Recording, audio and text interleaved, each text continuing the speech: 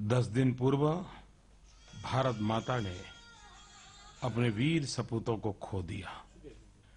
इन पराक्रमी वीरों ने हम 125 करोड़ भारतीयों की रक्षा में खुद को खपा दिया।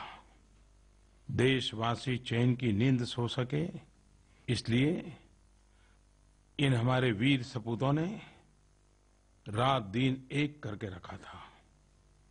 पुलवामा के आतंकी हमले में वीर जवानों की शहादत के बाद देश भर में लोगों को और लोगों के मन में आघात और आक्रोश है। शहीदों और उनके परिवारों के प्रति चारों तरफ संवेदनाएं उमड़ पड़ी है। इस आतंकी हिंसा के विरोध में जो आवेग आपके और मेरे मन में है, वही भाव हर देशवासी के अंतर मन में है और मानवता में विश्वास करने वाले विश्व के भी मानवतावादी समुदायों में है। भारत माता की रक्षा में अपने प्राण न्योछावर करने वाले देश के सभी वीर सपूतों को मैं नमन करता हूं। यह शहादत आतंक को समूल नष्ट करने के लिए हमें निरंतर प्रेरित करेगी, हमारे संकल्प को और मजबूत करेगी।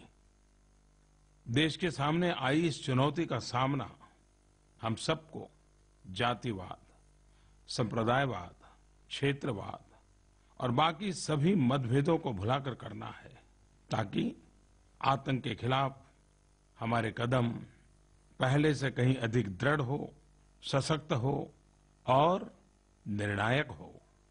हमारे सशस्त्र बल हमेशा ही अद्वितीय साहस और पराक्रम का परिचय देते आए हैं। शांति की स्थापना के लिए जहां उन्होंने अद्भुत क्षमता दिखाई है, वहीं हमलावरों को भी उन्हीं की भाषा में जवाब देने का काम किया है। आपने देखा होगा कि हमले के 100 घंटे के भीतर ही किस प्रकार से कदम उठाए गए। सेना ने आतंकवादियों और उनके मददगारों के समूल नष्ट का संकल्प ले लिया है।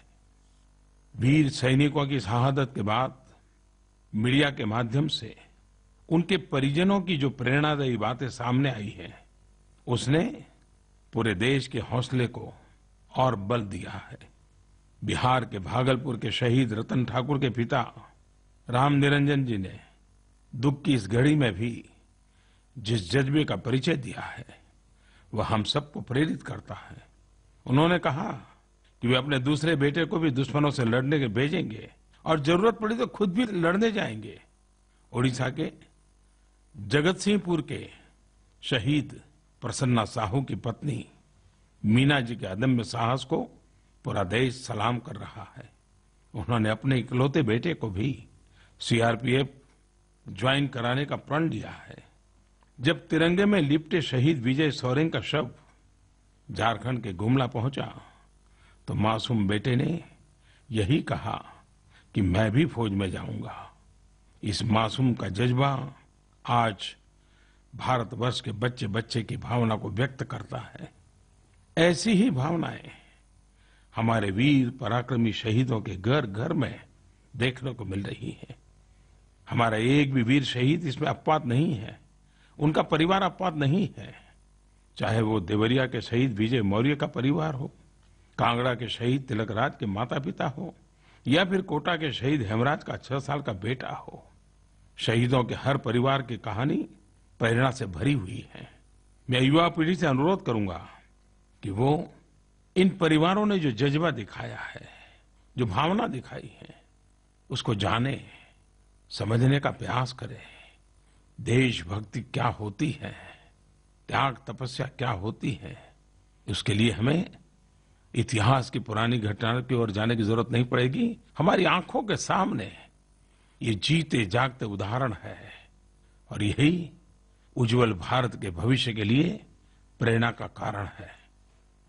मेरे प्यारे देशवासियों, आजादी के इतने लंबे समय तक हम सबको जिस वॉर मेमोरियल का इंतजार था, वह अब खत्म होने जा रहा है। इसके बारे में देशवासियों की जिज्ञासा, उत्सुकता बहुत स्वाभाविक है। नरेंद्र मोदी ऐप पर उडुपी कर्नाटक के श्री ओंकार शेट्टी जी ने नेशनल वॉर मेमोरियल तैयार होने पर अपनी प्रसन्नता व्यक्त की है। मुझे आश्चर्य भी होता था और पीड़ा भी कि भारत में कोई नेशनल वॉर मेमोरियल नहीं था। एक ऐसा मेमोरियल जहां राष्ट्र की रक्षा के लिए अपने प्राण न्योछावर करने वाले वीर जवानों की शौर्य गाथाओं को संजोकर रखा जा सके।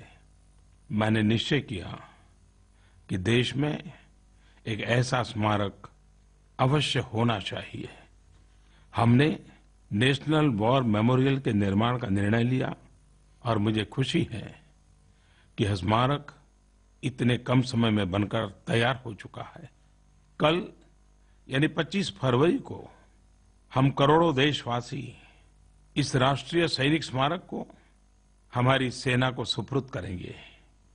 देश अपना कर्ज चुकाने का एक छोटा सा प्रयास करेगा। दिल्ली के दिल यानी वो जगह जहां पर इंडिया गेट और अमर जवान ज्योति मौजूद है, बस उसके ठीक नजदीक में यह एक नया स्मारक बनाया गया है। मुझे विश्वास है कि देशवासियों के लिए राष्ट्रीय सैनिक स्मारक जाना किसी तीर्थ स्थल जाने के समान होगा। राष्ट्रीय सैनिक स्मारक स्वतंत्रता के बाद सर्वोच्च बलिदान देने वाले जवानों के प्रति राष्ट्र की कृतज्ञता का प्रतीक है। स्मारक का डिजाइन हमारे अमर सैनिकों के अदम्य साहस को प्रदर्शित करता है। राष्ट्रीय सैनिक स्मारक का कॉन्सेप्ट 4 कोसेंट्रिक सर्कल्स यानी 4 चक्रों पर केंद्रित है, जहां एक सैनिक के जन्म से लेकर शहादत तक की यात्रा का चित्रण है। अमर चक्र की लौ शहीद सैनिक की अमरता का प्रतीक है। दूसरा सर्किल वीरता चक्र का है, जो सैनिकों के साहस और बहादुरी को प्रदर्शित करता है। यह एक ऐसी गैलरी है जहां दीवारों पर सैनिकों की बहादुरी के कारनामों को उकेरा गया है। इसके बाद त्याग चक्र है। यह सर्किल सैनिकों के बलिदान को प्रदर्शित करता है। इसमें देश के लिए सर्वोच्च बलिदान देने वाले सैनिकों के नाम स्वर्ण अक्षरों में लिखे गए हैं। इसके बाद रक्षक चक्र सुरक्षा को प्रदर्शित करता है। इस सर्किल में घने पेड़ों की पंक्ति है। ये पेड़ सैनिकों के प्रतीक हैं और देश के नागरिकों को यह विश्वास दिलाते हुए संदेश दे रहे हैं कि हर पहर सैनिक सीमा पर तैनात है और देशवासी सुरक्षित है।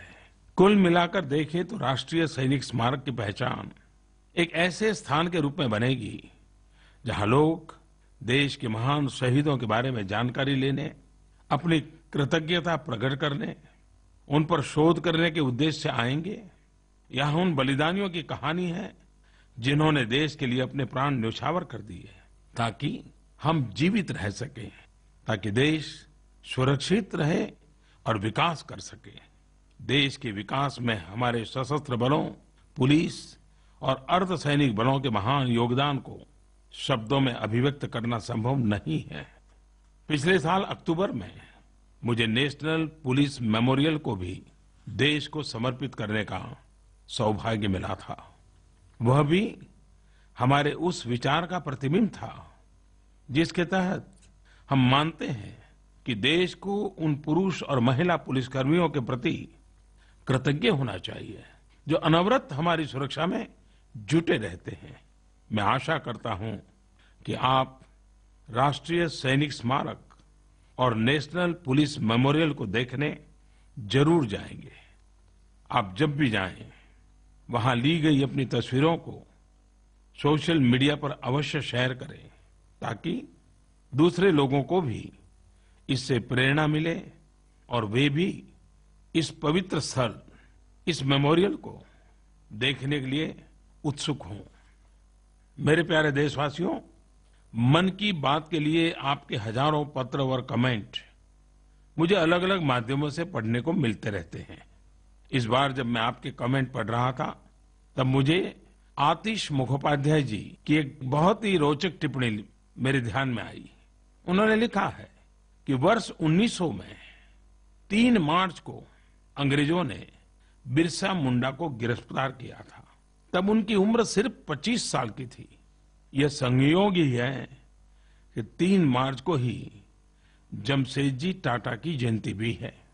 और वे आगे लिखते हैं, ये दोनों व्यक्तित्व पूरी तरह से 2 अलग अलग पारिवारिक पृष्ठभूमि से हैं, जिन्होंने झारखंड की विरासत और इतिहास को समृद्ध किया।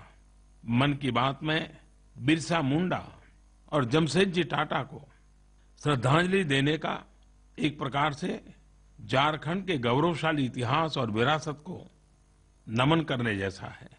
आतिश जी, मैं आपसे सहमत हूं कि इन 2 महान विभूतियों ने झारखंड का नहीं, पूरे देश का नाम बढ़ाया है। पूरा देश उनके योगदान के लिए कृतज्ञ है। आज अगर हमारे नौजवानों को मार्गदर्शन के लिए किसी प्रेरणादायी व्यक्तित्व की जरूरत है तो वह है भगवान बिरसा मुंडा। अंग्रेजों ने छिपकर बड़ी ही चालाकी से उन्हें उस वक्त पकड़ा था जब वे सो रहे थे। क्या आप जानते हैं कि उन्होंने ऐसी कायरतापूर्ण कार्यवाही का सहारा क्यों लिया? क्योंकि इतना बड़ा साम्राज्य खड़ा करने वाले अंग्रेज भी उनसे भयभीत रहते थे। भगवान बिरसा मुंडा ने सिर्फ अपने पारंपरिक तीर कमान से ही बंदूक और तोपों से लैस अंग्रेजी शासन को हिलाकर रख दिया था।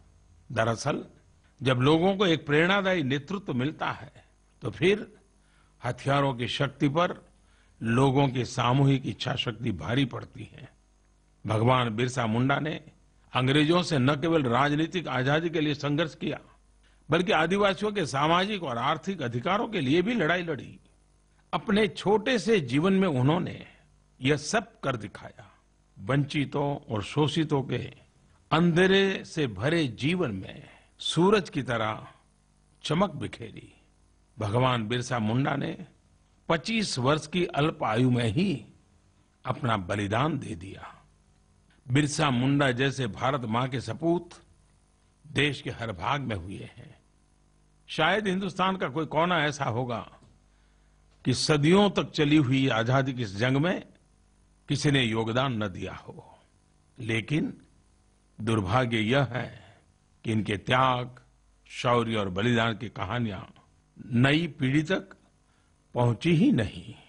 अगर भगवान बिरसा मुंडा जैसे व्यक्तित्व ने हमें अपने अस्तित्व का बोध कराया तो जमशेदजी टाटा जैसी शख्सियत ने देश को बड़े बड़े संस्थान दिए। जमशेदजी टाटा सही माने में सकता है। इस तरह से मोरारजी भाई ने यह सुनिश्चित किया कि आपातकाल लागू कर 1975 में जिस प्रकार लोकतंत्र की हत्या की गई थी वह भविष्य में फिर दोहराया ना जा सके। भारतीय लोकतंत्र के महात्म्य को बनाए रखने में उनके अमूल्य योगदान को आने वाली पीढ़ियां हमेशा याद रखेगी। एक बार फिर ऐसे महान नेता को मैं अपनी श्रद्धांजलि अर्पित करता हूं। मेरे प्यारे देशवासियों, हर साल की तरह इस बार भी पद्म अवार्ड को लेकर लोगों में बड़ी उत्सुकता थी। आज हम एक न्यू इंडिया की ओर अग्रसर हैं। इसमें हम उन लोगों का सम्मान करना चाहते हैं जो ग्रास रूट लेवल पर अपना काम निष्काम भाव से कर रहे हैं, अपने परिश्रम के बल पर अलग अलग तरीके से दूसरों के जीवन में सकारात्मक बदलाव ला रहे हैं।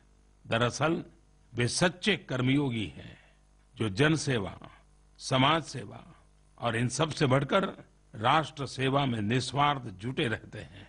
आपने देखा होगा जब पद्म अवार्ड की घोषणा होती है तो लोग पूछते हैं कि ये कौन है। एक तरह से इसे मैं बहुत बड़ी सफलता मानता हूं, क्योंकि ये वो लोग हैं जो टीवी, मैगजीन या अखबारों के फ्रंट पेज पर नहीं हैं। ये चकाचौंध की दुनिया से दूर हैं, लेकिन ये ऐसे लोग हैं जो अपने नाम की परवाह नहीं करते, बस जमीनी स्तर पर काम करने में विश्वास रखते हैं। योगः कर्मसु कौशलम, गीता के संदेश को वो एक प्रकार से जीते हैं। मैं ऐसे ही कुछ लोगों के बारे में आपको बताना चाहता हूं। ओडिशा के दैतारी नायक के बारे में आपने जरूर सुना होगा। उन्हें canal man of the Odisha यूं ही नहीं कहा जाता। दैतारी नायक ने अपने गांव में अपने हाथों से पहाड़ काटकर 3 किलोमीटर तक नहर का रास्ता बना दिया। अपने परिश्रम से सिंचाई और पानी की समस्या हमेशा के लिए खत्म कर दी। गुजरात के अब्दुल गफूर खत्री जी को ही लीजिए। उन्होंने कच्छ के पारंपरिक रोगन पेंटिंग को पुनर्जीवित करने का अद्भुत कार्य किया। वे इस दुर्लभ चित्रकारी को नई पीढ़ी तक पहुंचाने का बड़ा कार्य कर रहे हैं। अब्दुल गफूर द्वारा बनाई गई ट्री ऑफ लाइफ कलाकृति को ही मैंने अमेरिका के पूर्व राष्ट्रपति बराक ओबामा को उपहार में दिया था। पद्म पुरस्कार पाने वालों में मराठावाड़ा के शब्बीर सैयद गौमाता के सेवक के रूप में जाने जाते हैं। उन्होंने जिस प्रकार अपना पूरा जीवन गौमाता की सेवा में खपा दिया, यह अपने आप में अनूठा है। मदुरई चिन्ना पिल्लई वही शख्सियत है जिन्होंने सबसे पहले तमिलनाडु में कलंजियम आंदोलन के जरिए पीड़ितों और शोषितों को सशक्त करने का प्रयास किया। साथ ही समुदाय आधारित लघु वित्तीय व्यवस्था की शुरुआत की। अमेरिका की काओ पोर्चोन लिंच के बारे में सुनकर आप सुखद आश्चर्य से भर जाएंगे। लिंच आज योग की जीती जागती संस्था बन चुकी है। 100 वर्ष की उम्र में भी वे दुनिया भर के लोगों को योग का प्रशिक्षण दे रही है और अब तक 1500 लोगों को योग शिक्षक बना चुकी है। झारखंड में लेडी टार्जन के नाम से विख्यात जमुना टुडू ने टिम्बर माफिया और नक्सलियों से लोहा लेने का साहसिक काम किया। उन्होंने न केवल 50 हेक्टेयर जंगल को उजड़ने से बचाया, बल्कि 10,000 महिलाओं को एकजुट कर पेड़ों और वन्य जीवों की सुरक्षा के लिए प्रेरित किया। આ સાથે જ બુલેટિનમાં રોકાઈએ છીએ એક બ્રેક માટે।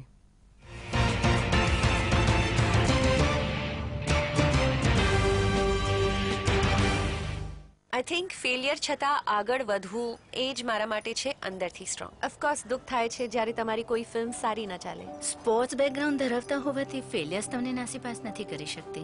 દરેક ફિલ્મ તમને કંઈક ને કંઈક શીખવે છે અને આ જ સૌથી મોટી શીખ છે। મારું માનવું છે કે મુશ્કેલ સમયમાં પણ સ્માઇલ કરતા રહેવું એ જ છે અંદરથી સ્ટ્રોંગ। કોલગેટ સ્ટ્રોંગ ટીથ તમારી સ્માઇલને રાખે અંદરથી સ્ટ્રોંગ।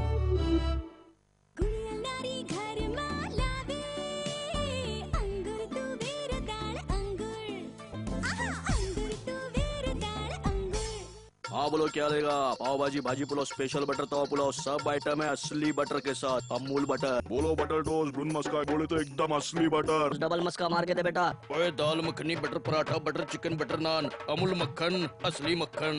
अमूल बटर, असली स्वाद, असली मक्खन। एक एक्टर के लिए सबसे बड़ी बात है आप सबका प्यार और आप सबकी अप्रिसिएशन। पर ये सब आसानी से नहीं मिलता। इस सब के पीछे है बहुत हार्डवर्क और हार्डवर्क के लिए जरूरी है अच्छे हेल्थ की। इसलिए Sun Pride rich in vitamins and antioxidants जो रखे मुझे हमेशा fresh and active. Tirupati Sun Pride sunflower oil, my pride of good health. सारा स्वास्थ्य पर छे सौनो अधिकार ए वात ने समझे छे श्री विजयभाई रूपाणीनी संवेदनशील सरकार અને તેથી જ અંતરિયાળ આદિજાતિ વિસ્તારમાં પણ શહેર જેવી જ આધુનિક સ્વાસ્થ્ય સુવિધા મળે તે માટે ખાસ મેડિકલ કોલેજ અને તેને સંલગ્ન અદ્યતન હોસ્પિટલની સ્થાપના કરાઈ। બનાસકાંઠા અને દાહોદ એમ 2 જગ્યાએ આદિવાસી વિસ્તારમાં પબ્લિક પ્રાઇવેટ પાર્ટનરશિપના આધારે શરૂ કરાયેલી આવી કોલેજોમાં આદિજાતિના વિદ્યાર્થીઓને ઘર આંગણે જ મેડિકલનો અભ્યાસ કરી ડોક્ટર બનવાનું સ્વપ્ન સાકાર કરવાની સમાન તક મળી છે। મેં ક્યારેય વિચાર્યું પણ નહોતું કે મને ઘર આંગણે મેડિકલમાં પ્રવેશ મળશે, પરંતુ સરકારના સતત પ્રયાસોના કારણે અમારા આદિજાતિ વિસ્તારમાં મેડિકલ કોલેજ બની અને આજે હું MBBS કરું છું। અગાઉ આદિવાસી ભાઈ બહેનોને ગંભીર બીમારીના ઇલાજ માટે દૂર શહેર સુધી જવું પડતું। હવે તમામ સુવિધાઓથી સજ્જ આવી હોસ્પિટલમાં તેમને નજીકમાં જ શ્રેષ્ઠ ઇલાજની સુવિધા પ્રાપ્ત થઈ છે। પ્રતિબદ્ધ સરકાર, વિકાસ અપાર। લાખો લોકોને પોતાની કમ્યુનિટીમાંથી અનુરૂપ મૂર્તિયા મળ્યા છે, તો હવે રાહ શેની જુઓ છો? આજે જ રજીસ્ટર કરો gujaratishadi.com પર।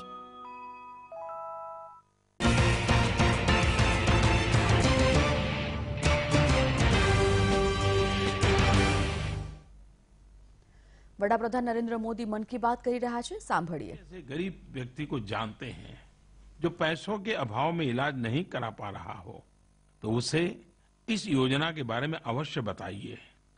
ये योजना हर ऐसे गरीब व्यक्ति के लिए ही है. मेरे प्यारे देशवासियों, स्कूलों में परीक्षा का समय शुरू होने ही वाला है. देश भर में अलग अलग शिक्षा बोर्ड अगले कुछ हफ्तों में 10वीं और 12वीं कक्षा के बोर्ड के इम्तिहान के लिए प्रक्रिया प्रारंभ करेंगे. परीक्षा देने वाले सभी विद्यार्थियों को, उनके अभिभावकों को और सभी टीचर्स को मेरी ओर से हार्दिक शुभकामनाएं. कुछ दिन पहले दिल्ली में परीक्षा पे चर्चा का एक बहुत बड़ा आयोजन टाउन हॉल के फॉर्मेट में हुआ. इस टाउन हॉल कार्यक्रम में मुझे टेक्नोलॉजी के माध्यम से देश विदेश के करोड़ों स्टूडेंट्स के साथ, उनके अभिभावकों के साथ, टीचर्स के साथ बात करने का अवसर मिला. परीक्षा पे चर्चा, इसकी एक विशेषता ये रही कि परीक्षा से जुड़े विभिन्न विषयों पर खुलकर बातचीत हुई. कई ऐसे पहलू सामने आए जो निश्चित रूप से विद्यार्थियों के लिए लाभदायक हो सकते हैं. सभी विद्यार्थी, उनके शिक्षक, माता पिता YouTube पर इस पूरे कार्यक्रम की रिकॉर्डिंग देख सकते हैं. तो आने वाले परीक्षा के लिए मेरे सभी एग्जाम वॉरियर्स को ढेरों शुभकामनाएं. मेरे प्यारे देशवासियों, भारत की बात हो और त्योहार की बात न हो, ऐसा हो ही नहीं सकता. शायद ही हमारे देश में कोई दिन ऐसा नहीं होता है जिसका महत्व ही न हो, जिसका कोई त्योहार न हो, क्योंकि हजारों वर्ष पुरानी संस्कृति की ये विरासत हमारे पास है. कुछ दिन बाद महाशिवरात्रि का पर्व आने वाला है और इस बार तो शिवरात्रि सोमवार को है. और जब शिवरात्रि सोमवार को हो तो उसका एक विशेष महत्व हमारे मन मंदिर में छा जाता है. इस शिवरात्रि के पावन पर्व पर मेरी आप सबको बहुत बहुत शुभकामनाएं हैं. मेरे प्यारे देशवासियों, कुछ दिन पहले मैं काशी गया था. वहां मुझे दिव्यांग भाई बहनों के साथ समय बिताने का मौका मिला. उनसे कई विषयों पर चर्चा हुई और उनका आत्मविश्वास वाकई प्रभावित करने वाला था, प्रेरक था. बातचीत के दौरान उनमें से एक प्रज्ञाचक्षु नौजवान से जब मैं बात कर रहा था तो उसने कहा, मैं तो स्टेज आर्टिस्ट हूं, मैं मनोरंजन के